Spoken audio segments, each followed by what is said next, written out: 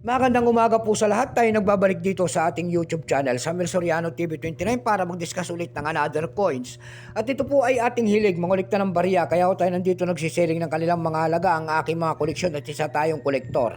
Magandang umaga po sa lahat ng aking mga subscriber dyan. Thank you so much sa lahat ng aking mga subscriber. Ayan, maraming salamat din po sa nanonood doon sa aking FB page. Thank you so much, Samuel Soriano po. Lahat po na nakapalo doon sa aking FB page, maraming salamat. Lalo na po ang nagsisend ng mga star doon sa akin. Thank you so much. Yan naman po, hindi pa po nakapag-subscribe dito sa aking YouTube channel. Anyayahan ko lang sana kayo.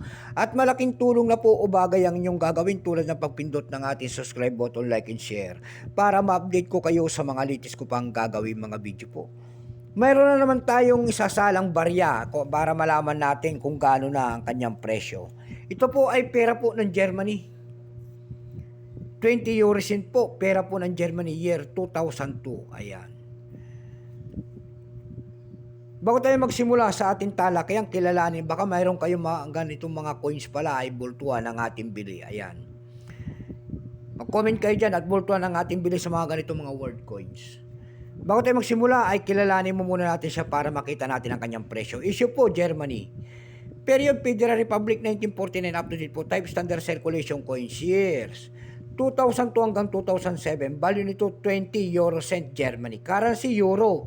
2002 up to date po. Composition yan ay Nordic Gold. Hindi ko po alam kung na isasanla. May bigat lamang itong 5.74 grams, may haba pong 22.25 mm. May kapal po naman itong 2.14 mm. Hugis po bilog, orientation, middle alignment.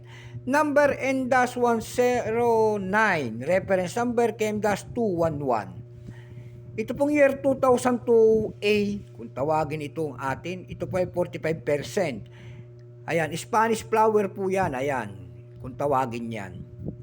Itong kung ilang piraso ang ginawa ng Germany sa hawak nating barya, ito po ay 378,145,000 piraso po.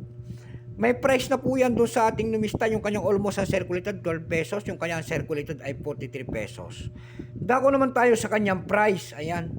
Doon sa ating ebay.com po na platform, mayroon tayo nakita nagbebenta doon na $9.95. Nasundan po ito ng 713 pesos. Dakot naman tayo sa Carousel PH.